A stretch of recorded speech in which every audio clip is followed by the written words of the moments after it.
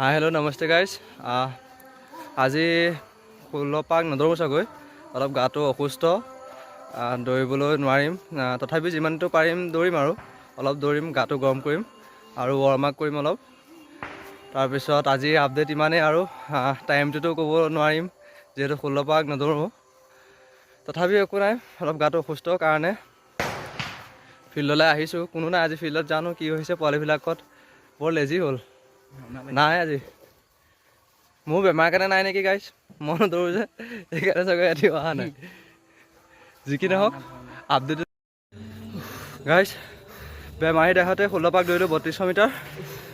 টাইমটো নাই চোৱা, নিজৰে ভাল লাগিছে মানে 3200 মিটাৰ দৌৰি দিলোঁ। কিয় গাটো বহুত অসুস্থ আছিলে, ভাবিছিলোঁ 8 পাক 5 মান দৌৰিম, কিন্তু মনে নামানিলে যে মনে কৈছে পূৰা 3200 দৌৰ, কিন্তু শৰীৰে কৈছে নদৌৰিবি নদৌৰিবি, তথাপিও দৌৰিলোঁ। দীপাৱলী উপহাৰ সকলোকে দীপাৱলীৰ শুভকামনা থাকিল, যাতে সকলোৰে দিন ভালে কুশলে হওক, সকলোৱে ঘৰ উজ্বলি উঠক।